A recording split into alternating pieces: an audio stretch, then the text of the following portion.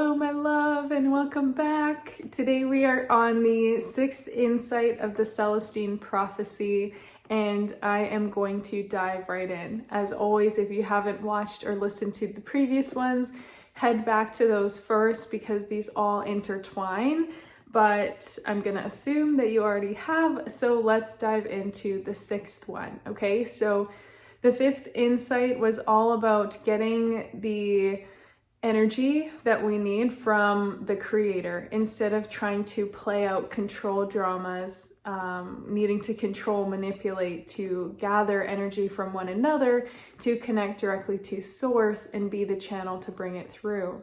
Now, what stops that? You know, if it were as simple as I made it seem in the previous recording, if it were that easy to just constantly remain that open channel and constantly receive that loving energy, we would all be doing it all the time, right? And so the sixth insight has to do with what actually blocks this and hinders this and gets in the way. So the sixth insight in the Celestine Prophecy has to do with the control dramas, right? And the reasons why we unconsciously play out these certain things. So the example that I had given a while back about the child and the parents, if the parents are exerting a certain amount of pressure or control on their child, the child only has a few ways to respond, right? And that could be playing small, dimming, conforming. That could be having to try extra hard to fight and take up space and throw tantrums and finally be noticed, right? Those are different examples of control dramas that now play out and eventually, as the child gets older, become a natural part of their psyche, their identity, their habits, the way that they think they need to operate in the world in order to get what they want. So I'm going to give a lot of examples directly from the book because when I read this chapter, I was like blown away. I was like, oh my God, this makes so much sense about so many things. Because, okay, have you ever had a friend or a family member who is constantly asking questions and it feels like they're trying to control or manipulate you because they just want to know all the details, right?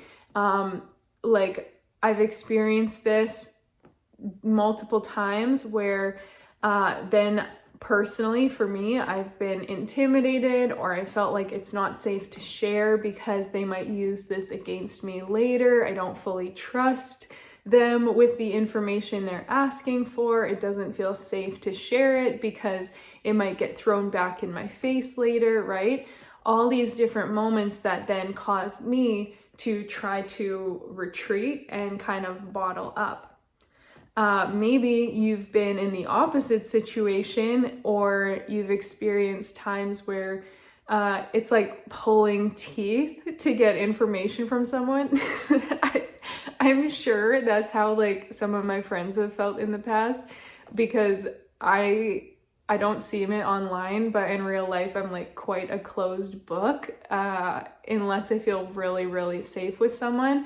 So I have a lot of friends who I'm sure they're like pulling teeth, right? I feel like I'm being interrogated by them because they're asking so many questions, but they probably feel like it's so challenging to get even any information from me because I'm sitting there totally closed off, not wanting to share it, right? So these are just a couple examples, but let me find the first drama. So backtrack. The key thing about this, as I kind of said, is that these control dramas typically start in our childhood. So if you at all have done any kind of inner child work or looked at your unconscious or subconscious patterns even once before, I'm going to make an educated guess that you've probably traced things back to your childhood. Now, depending on the depth of the work you've done, you may have already uncovered like, oh, these are certain behaviors or habits or beliefs I learned from my mother. These are certain behaviors, habits, beliefs I've learned from my father. These were things that, I never felt like I could ever be good enough for my mom because there was always a critique. There was always a judgment. So I just felt so unworthy. Or I never felt this way because of my dad doing X, Y, Z, right? There's these different experiences we've all gone through because of our parents' level of consciousness, as well as their control dramas from their childhood and the generation before that, right? It all, hands down, that good old intergenerational trauma where we get to become who we are today. So the main character is very aloof. He's someone who doesn't really open up, doesn't really trust people. He is not very quick to share valuable information. People typically throughout the course of the book have been sharing with him, and he's not really been the first one to like jump to respond and share it back, but he's kind of taking it in. And this is an example of that control dynamic with one another. He's totally unconscious of it, but he's kind of, it's like a power play, right? Because he's not sharing. He's kind of the mysterious, aloof, off over here guy.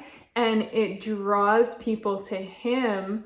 And then they maybe are giving their energy, asking questions. And that fills him up more, makes him feel a little bit more empowered or in control versus the other way around. So he's kind of gaining his energy through that process. Now, I'm going to read from the book because a lot of this came from his childhood. So there's a dialogue between him and his guide at that time. And he's saying basically that, yeah, the longer you keep people interested and mystified, the more energy you're receiving, because these people are giving you their full energy, right? It's like a spotlight on him and he's able to receive their energy. But because of this non-equal flow, his life is going to evolve slowly because you're repeating the same scene over and over again. So they kind of talk of it like a scene in the movie, right? Your certain pattern. My pattern or my scene in the movie is being more of the quiet, mysterious wallflower who is either completely overlooked or draws people in, and then they're kind of giving me their energy, interrogating, and unconsciously, I never realized it before until reading this book, I would be feeling like I'm gaining energy from them, okay? So this goes back into his childhood now, and they say, okay, remember, these started where our family members were operating in their own drama, trying to pull energy out of us as children. So we had to have a strategy to win our energy back. And it's usually, or the book says, it's always in relation to our family members that we develop our particular dramas. However, once we recognize the energy dynamics in our families, we can go past these control strategies and see what was really happening. And when we understand that, we can uncover who we truly are, which I would say is very similar to the work I focus on of like healing the traumas, because underneath it is who you truly are. The traumas and the limiting conditioning in your mind is blocking you and blocking your true essence from shining through.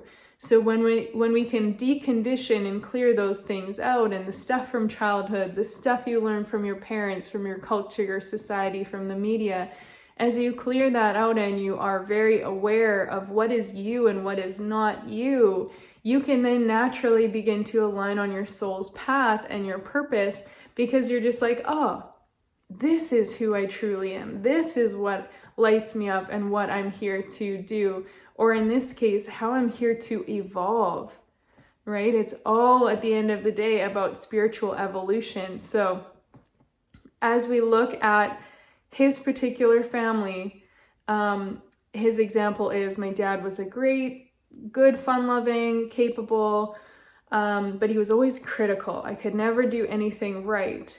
So he'd ask questions and then he always found something wrong with the answers. And then the guide says, what happened to your energy? And he says, I guess I felt drained, so I tried to keep from telling him anything. And the guide says, so you mean you got vague and distant, trying to say things in a way that would get his attention, but not reveal enough to give him something to criticize. He was the interrogator, and you dodged around him with your aloofness. And I was like, oh, this is hitting me in the feels. Because I think of for myself in my upbringing, a lot that I would say that's kind of what happened as I got older. So I'm going to break down the different types of dramas. And as I mentioned, you're probably going to notice certain friendships as well as family dynamics where these really play out. And you realize, oh, this is why I always feel this way with someone. You know, you maybe have a friend where it's like, it always feels like this competition ensues, or it always feels like there's a power dynamic or a struggle to prove yourself. I would say that's key. That's a big one for me because of control dramas with my parents. And so always feeling like I need to prove even more why I'm worthy and stuff like that. So the interrogator is one kind of drama. So we've mentioned the aloof, kind of distant, hold back, closed book kind of control drama. But now we've got the interrogator kind of drama. This is people who use this means of gaining energy, set up a drama of asking questions and probing into another person's world with the specific purpose of finding something wrong.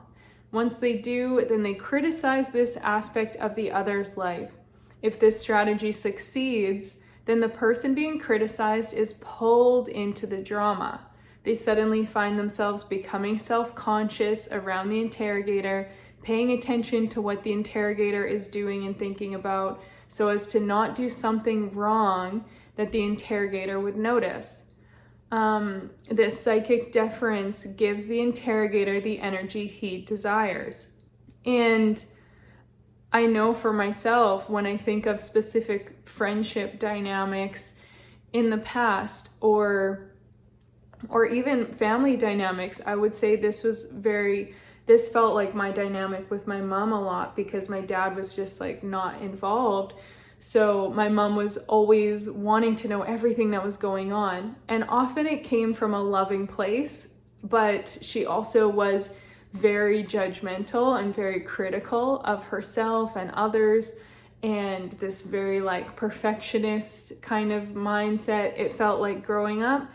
And so it felt like she was always asking questions for the purpose of finding something wrong or something that didn't measure up.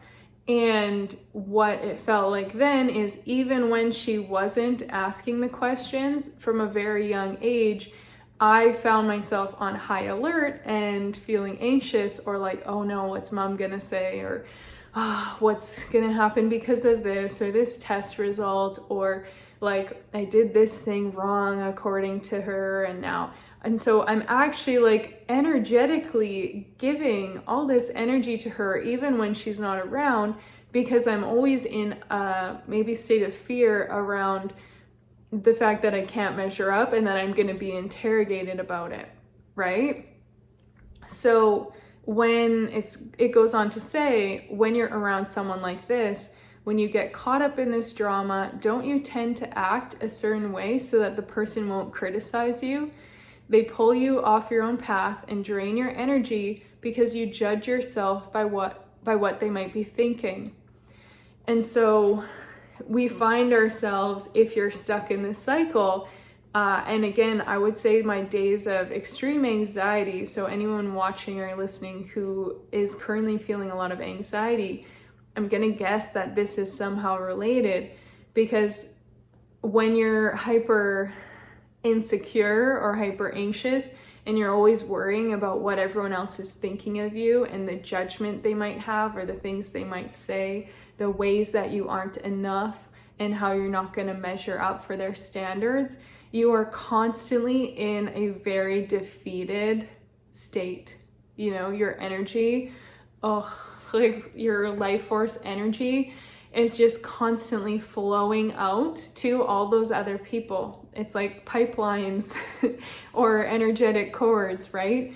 And you're like sending this person energy, that person, because I'm constantly worrying about what would this person say? What would my mom think? What would they do about it? Oh, they're going to respond in a really negative way, right? And so then when I do see them, I'm walking on eggshells, or I'm dimming my truth, or hiding a part of me, or trying to be someone I'm not so as to avoid, you know, the judgment. And therefore I'm not being my true self. And therefore I'm also not connected to source, because I'm just like in this energy drain constantly, right?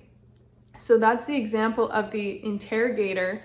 And then the other examples it says is, okay, there's also the intimidator, okay? If someone threatens you verbally or physically, then you are forced, for fear of something bad happening to you, to pay attention to him and so to give him energy. The person threatening you would be pulling you into the most aggressive kind of drama, which is the intimidator. So they're threatening, forcing, invoking fear. You know, that brings up the image of maybe the toxic masculine parent, right? The really negative father figure who's invoking a lot of fear and punishment. Kind of, that could be a mother figure too, so it could go either way. But the aggression playing out, then it's also got the poor me as the other control drama. So this is someone who tells you all the horrible things that are already happening, kind of the victim mentality, implying maybe that you're responsible, or that if you refuse to help, these horrible things are going to continue. And this person is seeking to control you at a passive level, which is the poor me drama, right? Someone who makes you feel guilty, right? And again, I can just think of so many instances. I'm not going to keep sharing my childhood on here, but hopefully this is resonating with you, where you can understand or uncover in your own reality. Like, there's the aggressive, right? The intimidator, who's like always raining down and invoking fear, instilling fear. And so you never feel like you're enough, or you're always on high alert.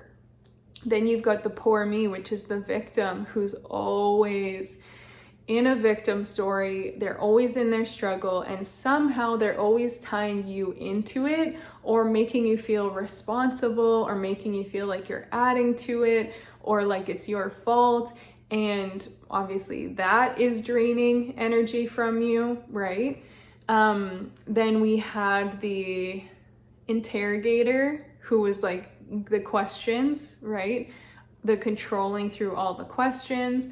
And then there was the aloof, right? Who pulls back completely. Now, what's so ironic and so cool about this insight is then it continues to go on to say how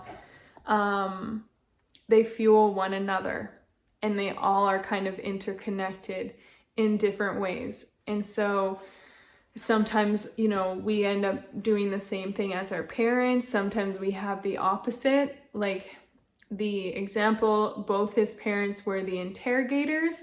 So then he became extremely aloof, because then he just kind of pulled back all of his energy, because nothing he could say or do was going to be right anyway. So he didn't want to give them more information to pick apart and take from. Okay, but this is maybe my favorite part in terms of how they all connect, and then how we get into transcending them is the guide says, at least they weren't intimidating you, and at least you never feared for your safety. What would have happened in that case? You would have become stuck in a poor me drama. Do you see how this works? If you are a child and someone is draining your energy by threatening you with bodily harm, then being aloof doesn't work. You can't get them to give you energy by playing coy. They don't give a damn what's going on inside you. They're coming on too strong. So you're forced to become more passive and to try the poor me approach, appealing to the mercy and guilt tripping them about the harm they are doing. If this doesn't work, then as a child you endure it until you're big enough to explode against the violence and fight aggression with aggression, which is like the child we talked about in, I think, the 4th insight. Maybe I can't even remember if I talked about it, but the parents were super aggressive to her, and then she lashed back with aggression and throwing things because like she couldn't play small, she couldn't be the victim, she couldn't be aloof. Their energy was coming down on her so much, and physically, mentally, emotionally coming down on her so much, that the only way she could try to feel somewhat empowered or in control was to fight back. So aggressor versus aggressor, right? A person goes to whatever extreme necessary to get attention, energy in their family. And after that, this strategy becomes their dominant way of controlling to get energy from everyone. And it's the drama they constantly repeat. And so if they go into the interrogator develops, because if you were a child and your family members were either not there or they ignored you because they were preoccupied with their careers, then playing aloof would not get their attention. They wouldn't notice it. So wouldn't you have to resort to probing and prying and finally finding something wrong in these aloof people in order to force attention and energy? This is what an interrogator does. So aloof people actually create interrogators, and then interrogators make people aloof, and the intimidators create the poor me or another intimidator. And so these all just cycle through, and I'm going to give one last example because that was a lot at the end here. But my dad was very distant. He was very just old school, go to work, come home, eat his dinner, go to bed. So I never really saw him, like I saw him, but we never really had quality time, and all I wanted was quality time. So I was an interrogator to my dad, who was aloof. He was distant, uninvolved, not really paying attention. So I had to, as a child, try to fight, right? Ask questions, like go deeper, try to desperately pull energy from him in order to get attention. Unfortunately, it didn't really work, and he just continued to stay pretty aloof. And eventually, as I got older, then I also tried to use that as control because I could see things that could be improved or changed, and I just wanted to be seen and heard. And so I would continue to maybe like project or put my things out there, hoping he would finally listen or respect or have a conversation, but he was still quite aloof. In the reverse, my mother was the intimidator or interrogator to me, where I felt she was always putting her questions on me, and I felt I could never measure up. There was always something wrong or judged about what I was doing or saying, or it just never felt like it was perfect. And so I became aloof to her. So it's interesting how this plays out with different relationships. And I would say probably my more dominant state until the last few years, and doing more inner child healing and stuff, was very much the aloof person. So my kind of coping mechanism or safety mechanism is to just pull all energy back, pull myself back completely, and wait until if or when people come and almost have to like pry it out of me through their interrogation. So it's fascinating. Now, the very end of this that I'm just going to bring up here is that, as with any healing, the first step is awareness. So when you become aware of what sort of patterns may be playing out, what sort of things you observed in your childhood, the experiences you had with your parents, and whichever role they were playing in, and therefore whichever role you unconsciously adopted, when you become aware of it, you can start to bring healing into it. You can start to change. So I know even a month or two ago, I had a like heated argument with someone and like heated situation, and I had the aloofness, and I actually realized it for the first time, where I was like, oh dear, this is me being my dad, because I'm just now fully avoiding the situation and trying to pull myself back and like pretend it's not happening. And naturally, they're wanting to get a rise out of me. So they're sending more things, more anger, more questions, more interrogations, more intimidation. And I'm just over here like this, right? And had I let it continue much longer, I could have possibly turned into the poor me victim of like, oh, you know, this person's doing all these things to me and woe is me. But in reality, from that higher level perspective, we can see that because I was pulling out completely, it triggered them a lot more and they felt more disrespected. And so their control drama and coping mechanism was to then push harder, right? And mine was then to retreat harder. And I'm not condoning ever any kind of aggression or justifying these kinds of behaviors, but it's fascinating to have the awareness and understand where it came from for both of us. And when I look at their childhood and what they had experienced, they experienced a lot of the intimidator and the interrogator. So they kind of defaulted into that their parents were doing because they were feeling out of control and spiraling a little bit. And I was feeling out of control and spiraling a little bit. And so I defaulted to the same coping mechanisms as my parents, right? So it truly is wild, because it's just like we unconsciously play out until we become conscious. And it's in the conscious awareness that, as I said, then we can start to make changes and realize, okay, I don't want to perpetuate the cycle. I don't want to repeat the pattern. I want to change things, even if it's baby steps at a time, like, right? Like little steps each day, where then I can start to go, I don't want to be the poor me. I don't want to always be the victim and siphoning other people's energy because of my victimhood and like needing them to come in and save me. Or I don't want to always be aloof and distant to the point that then people have to try really hard to like break my walls down. Or I don't want to be controlling by asking all these questions and overwhelming people. And at the end of the day, it's not even to say, you know, that there's anything wrong necessarily with these, like obviously in extreme cases. So I'm not condoning like, again, abuse or anything like that. But it's the fact that we unconsciously do this because we don't feel in control of ourselves and because we don't feel connected to source.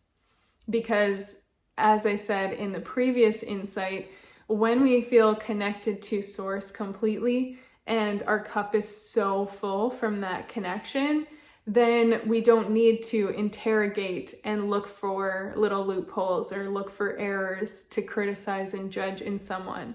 Or we don't need to pull our energy back completely and be aloof and distant, or be the intimidator and try to gain power over them, right? None of those power dynamics come into play when we're living from our heart and when we're connected to source. So it's a chicken and egg situation, or a catch-22, because you can't feel 100% fully connected to source all the time as long as these control dramas are playing out.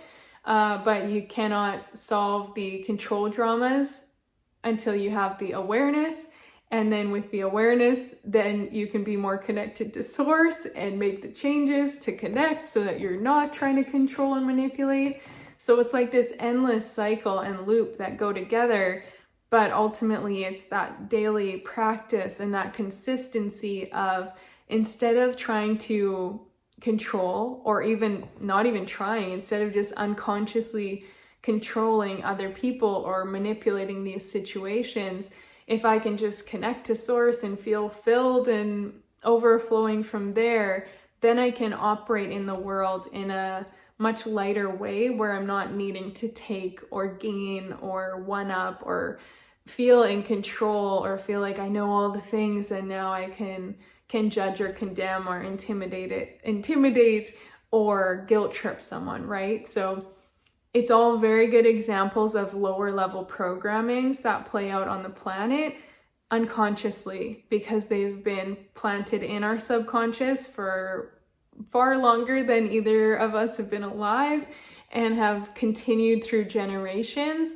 And the ending of this sixth insight has to do with the fact that our evolution depends on us breaking these, because your personal purpose and mission on the planet and your true alignment as your authentic self comes from breaking out of these unconscious things that would otherwise keep you stuck and held back.